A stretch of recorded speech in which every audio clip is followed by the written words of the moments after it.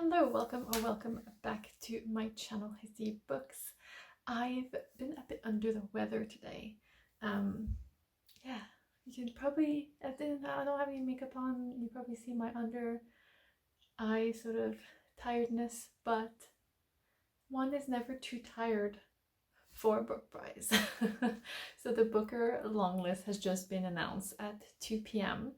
So I wrapped up work this afternoon and went online and looked up the books, and then furiously went on all of sort of my library platforms and book platforms and all of the apps and looked for all the books. And I've put on way too many holds on way too many things, but I think I'm mostly covered now. I think I have one book I've not found, but to celebrate this Booker season starting again for 2025, I thought I would just actually read through a little bit of the books. I haven't actually read about the books much. I literally was just mostly looking at how am I gonna get my hands on them. Because, for example, for the Women's Prize for Fiction this year, I actually struggled to get my hands on a lot of the books. Some of them I actually ended up just giving up on at some point, because I prefer not using platforms like Audible and stuff like that. But surprisingly, yeah, I'm well set up for the Booker. And I also got the email from bookshop.org. Usually when I want to do a live reaction, I avoid those emails like the plague, because I'm literally like, don't tell me. But this year I'm not doing a live reaction because I was working, so I just did peek at the list quickly, and then I also wanted to just read through a little bit and stuff like that. So yes, so they sent the email, the Booker bookshop.org sent an email that says, Booker Prize long list has been announced, and it's a quote from Roddy Doyle, chair of judges. It says 7 months, 153 books. The 5 judges have met and decided on the 13 novels that make up the Booker long list for 2025. There are novels that experiment with form and others that do less obviously. Some of them examine the past and others poke at the shaky present. They're all alive with great characters and narrative surprises. All somehow examine identity, individual or national, and all, I think, are gripping and excellent, which is a fantastic introduction to the list. And obviously one that you think, they have to be excited about this list. So obviously they've chosen it, obviously. So there are 13 novels.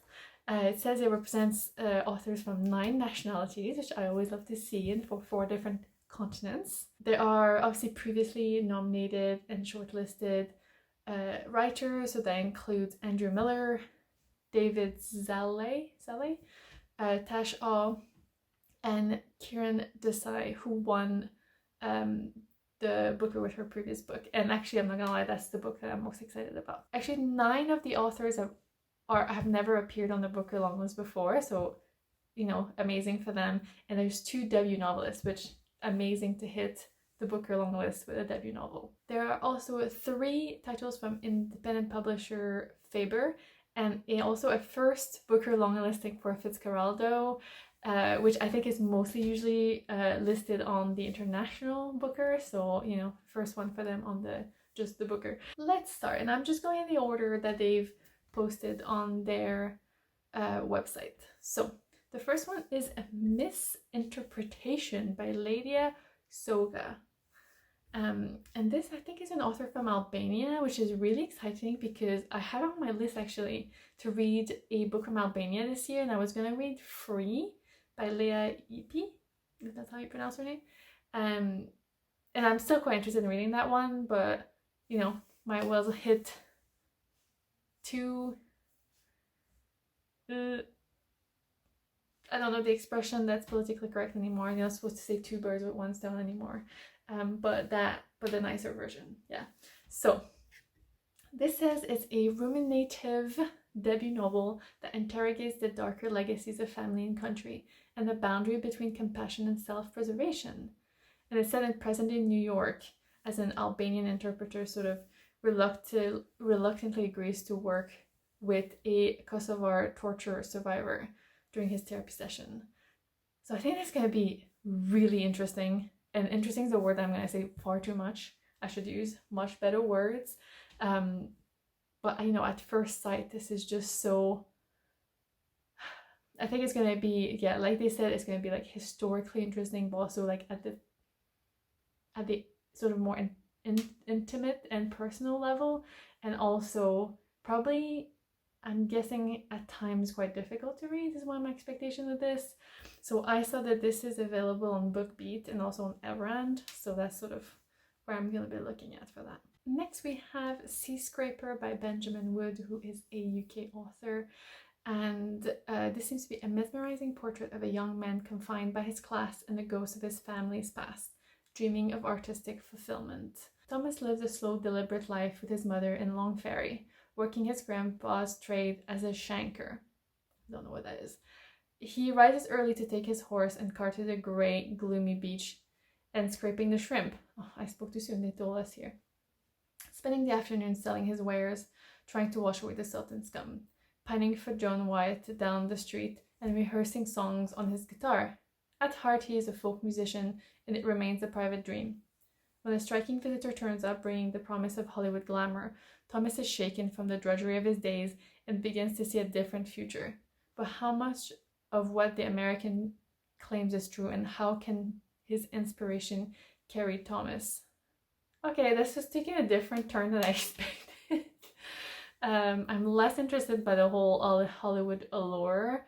But yeah, anyway, I have a hold on that one at the library, at my local library, and I also saw that Everand has it on audio. So yeah. Next is Flesh by David Szalay. This is an author, seems to be, says born in Canada, grew up in London, now lives in Vienna. A citizen of the world. Says a propulsive, hypnotic novel about a man who is unraveled by a series of events beyond his grasp. Truly says nothing. Okay, 15-year-old Istvan lives with his mother in a quiet apartment complex in Hungary. New to his town and shy, he is unfamiliar with the social rituals of school and soon becomes isolated with his neighbor, a married woman close to his mother's age, as his only companion. Their encounters shift into a clandestine relationship. Okay. That Istvan barely understands, and his life soon spirals out of control. As the years pass, he is carried gradually upwards to the 21st century tides of money and power, moving from the army to the company of London's super rich, with his own competing impulses for love, intimacy, status, and wealth. Okay, again, this has sort of taken a turn I didn't expect, and I'm not sure that I'm that interested. And to be fair, from the cover, I wasn't really that interested. But I do have a hold on it. I think it's an ebook hold, and it says 12 weeks. So I think I'll have time to see if this is shortlisted or not.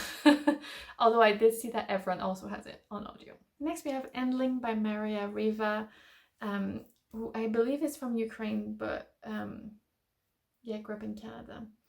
An unforgettable debut novel about the journey of 3 women and one extremely endangered snail through contemporary Ukraine. That has caught my interest. Like, the last one was word soup, it literally says nothing, like events happen, but this one is still a bit vague, like you don't know what happens, but then you're like that's a really interesting line. Yeah. Ukraine 2022. Yeva is a maverick scientist who scoured the country's forests and valleys, trying and failing to breed rare snails, while her relatives urge her to settle down and start a family. What they don't know is that Yeva already dates plenty of men, not for love, but to fund her work, entertaining Westerners who come to Ukraine on guided romance tours, believing they'll find docile brides untainted by feminism. Everything I read about this book, I'm into it.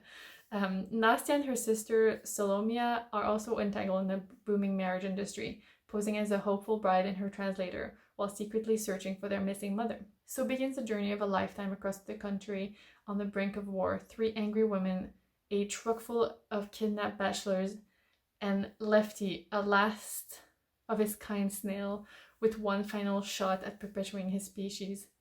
I'm so excited for this, because at first the cover makes it look quite dull, but I'm excited.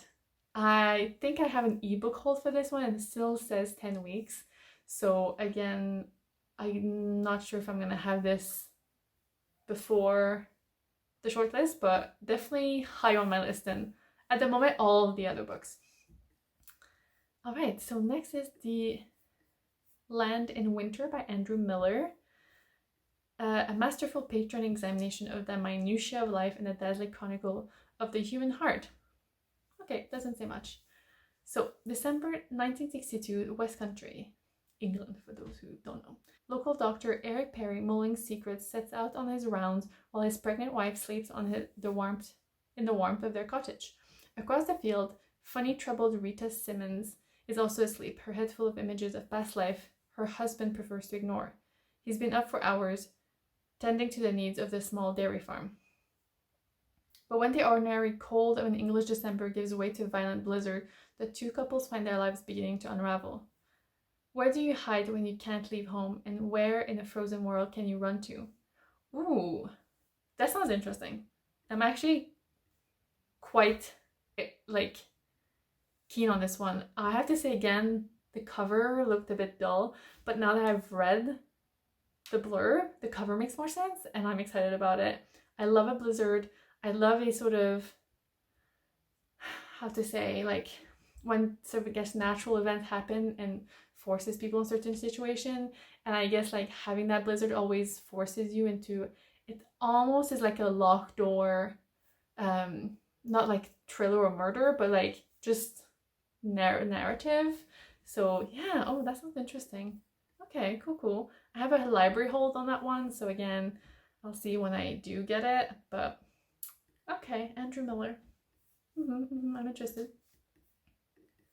The next is The Rest of Our Lives by Ben Markovitz, who seems to be American, I believe, but again, citizen of the world. Grew up in Texas, London, and Berlin, so yeah. Unforgettable road trip of a novel by getting older and the challenges of long-term marriage. All right, I quite like the cover. It's very colorful. I'm not gonna lie, at first glance, that's totally my bias. I thought that'd been written by a woman. So yeah, that's interesting. What's left when your kids grow up and leave home? When Tom Leeward's wife has an affair, he resolves to leave her as soon as his youngest daughter turns 18. 12 years later, while driving her to Pittsburgh to start university, he remembers his pact. He's also on the run from his own health issues and the fact that he's been put on leave at work after students complain about the politics of his law class, something he hasn't yet told his wife. So after dropping Miriam off, he keeps driving with the vague plan of visiting various people from his past. Okay. Yeah, okay, I didn't think that this was where this was heading either. It makes me feel like this book is self-aware of the trope of the middle-aged man that's trying to find something exciting, whose life is a bit unraveling. I do like a road trip narrative. I'm very partial to that. And I do it's almost like is it Turning Doors? Sliding Doors? Whichever, the movie where, if you didn't go through the door, a different, I guess, path leads in front of you. And I guess him revisiting people of his past is a little bit that. So yeah, an interesting one. So I guess at this point, at the moment, I think it's a bit middling for me. It's definitely more exciting than Flesh for me, but definitely below Endling. That's why I'm putting it. So I do have a library hold for that one as well. Next is Audition by Katie Kitamura. And I want to say I've seen this one on Ben Reedgood's Predictions. I want to say, yeah. So it's American novelist. Exhilarating, destabilizing novel that asks whether we ever really know the people we love. Two people meet for lunch in a Manhattan restaurant. She's an accomplished actress in rehearsal for an upcoming premiere. He's attractive, troubling, young enough to be her son. Who is he to her, and who is she to him? In this compulsively readable, brilliant constructed novel, two competing narratives unspool, rewriting our understanding of the roles we play every day: partner, parent, creator, muse, and the truths every performance masks, especially from those who think they know us most intimately. Okay, actually, It's like almost the opposite of the other books. I was quite excited for this cover, and just because I've heard about this book before, I have to say the blurb is not selling me. Like it's intriguing because it's clearly trying not to tell you something. Because I'm guessing there's like a twist, or there's something like, so they can't tell you, or there's no plot, which is also sometimes difficult to write a blurb. So yeah, actually I'm less excited about this one than I was before starting. So okay, I will still read it though. I think this one I have a hold on an ebook for 8 weeks, but it is available on Everon on audio. So we shall see what happens with that.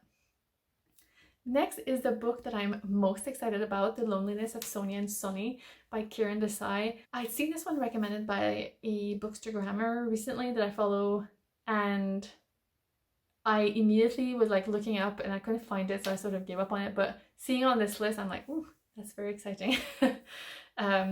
So I have, my library has it, so I'll be hopefully picking it up from my library soon. A thrilling globe-spanning novel that mines questions of memory, language, identity, and family. Again, says not much, but these are all things that I enjoy, so let's see. When Sonia and Sonny first glimpse each other on an overnight train, they are immediately captivated, yet also embarrassed by the fact that their grandparents had once tried to matchmake them. A clumsy meddling that only served to drive Sonia and Sonny apart. Okay, that's interesting. Sonia, an aspiring novelist who recently completed her studies in the snowy mountains of Vermont, has returned to her family in India, feeling she is haunted by the dark spell cast by an artist to whom she had once turned for intimacy and inspiration. Sonia is a struggling journalist resettled in New York City, attempting to flee his imperious mother in the violence of his warring clan. Uncertain of their future, Sonia and Sonny embark on a search for happiness together and confront the many alienations of our modern world. Yeah, I'm very excited about this one. I can't wait to read it. It's very interesting to hear that Desai was actually a previous winner. At the moment, this is definitely the book that's most like interesting to me, and I do hope it lives up to the hype. But I feel like the recommendation of that one bookstagrammer is always like really high quality, so I know I'm in for a good one. Next is Flashlight by Susan Choi. I've actually been meaning to read, what's their other book? Trust? Something? Anyway, been meaning to read that, but we'll probably be starting with this one now. Okay. Little mistake on the website of the Booker. They have the same tagline on this one. So we'll just go straight to the blurb, because it also says a thrilling globe-spanning novel that mines questions of memory, language, identity, and family. So, one evening, 10-year-old Louisa and her father take a walk out to the breakwater. They are spending the summer on a coastal Japanese town while her father, Sirk, a Korean emigre, completes an academic secondment from his American university. When Louisa wakes hours later, she is washed up on the beach and her father is missing, probably drowned. The disappearance of Louisa's father shatters their small family unit. As Louisa and her American mother, Anne, return to the US, this traumatic event reverberates across time and space, and the mystery of what really happened to Sirk slowly unravels. It moves between post-war Korean immigrant community in Japan to suburban America to North Korean regime to tell the astonishing story of one family swept up in the tides of 20th century history. That sounds so good. I'm actually struggling to figure out the tagline, a thrilling globe-spanning novel that mines questions of memory, language, identity, and family, actually goes for this one or the previous book, because I feel like it fits for both.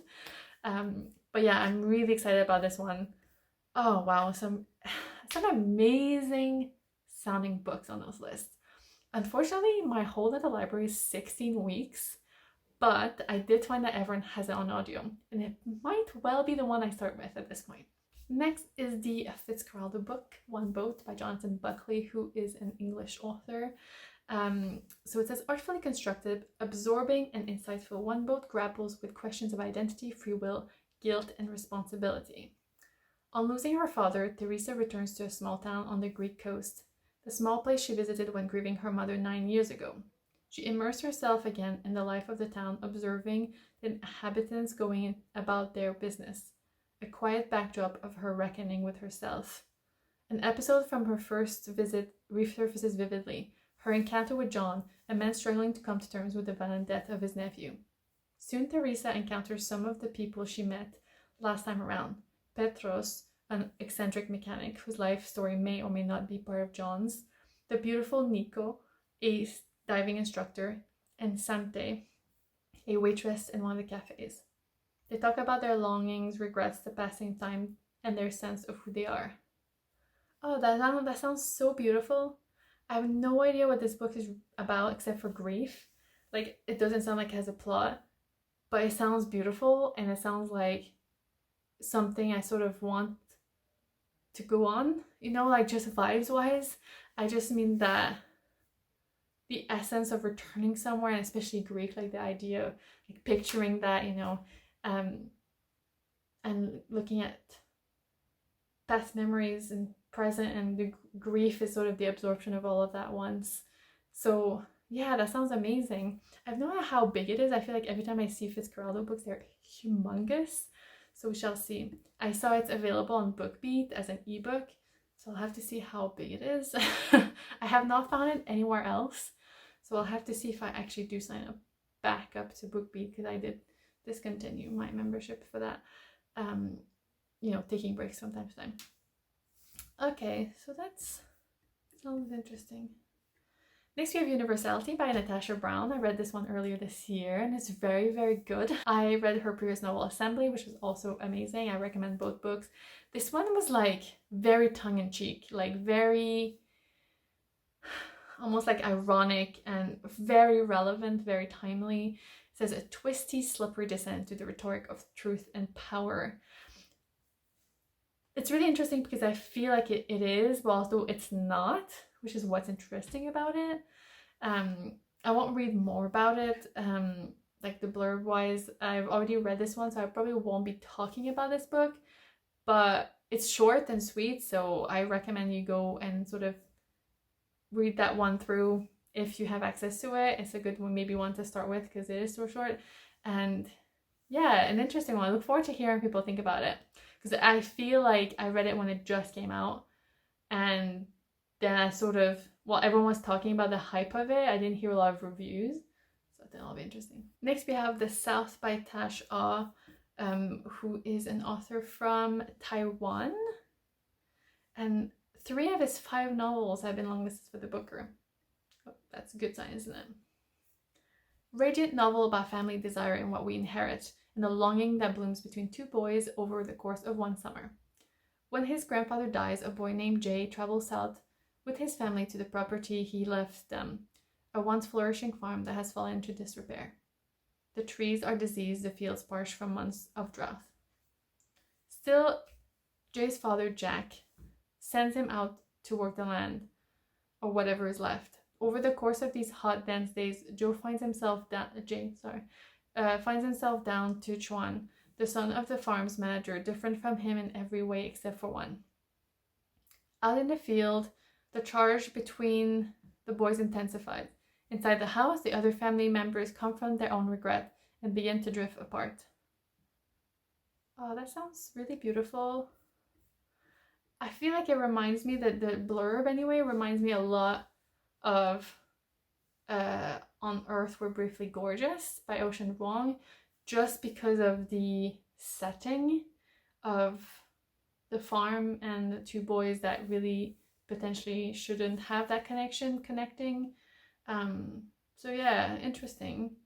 I think this one's available on audio on both BookBeat and Everand. And finally, the last book is a one book that I cannot find, like literally anywhere, on any platform. Love Forms by Claire Adam. In this heart-aching novel, a mother searches for the daughter she left behind a long time ago. Trinidad, 1980. Oh wait, I think Claire Adam, it says, was born and raised in Trinidad. Dawn Bishop, age 16, leaves her home and journeys across the sea to Venezuela. There she gives birth to a baby girl and leaves her with nuns to be given up for adoption. Dawn tries to carry on with her life, a move to England, a marriage, a career, 2 sons, a divorce. But through it all, she still thinks of the child she had in Venezuela. Then, 40 years later, a woman from an internet forum gets in touch. She says she might be Don's long lost daughter, stirring up a complicated mix of emotion. Oh, that sounds nice, actually. That sounds really... I would love to find it. If anyone's found it on any other platform than the ones I've mentioned, please let me know. Because yeah, that sounds really beautiful. Yeah, oh my gosh, what a beautiful list. Yeah, gosh, yeah, I'm quite excited about this as well. I've only read one, obviously, so 12 to go. I don't think, frankly, I have time to read all 12 or the interest in some of them. It's not up my alley at all.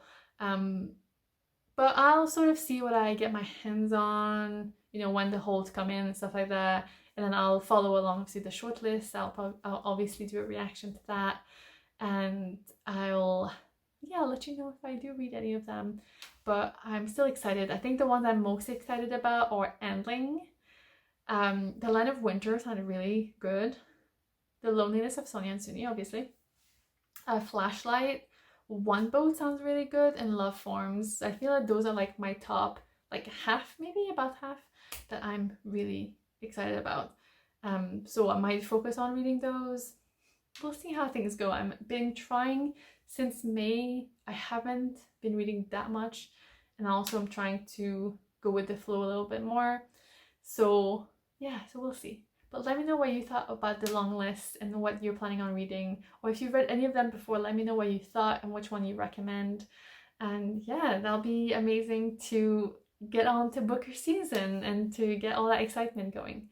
Alright, well, as always, thank you so much for watching and Hasty back. Bye!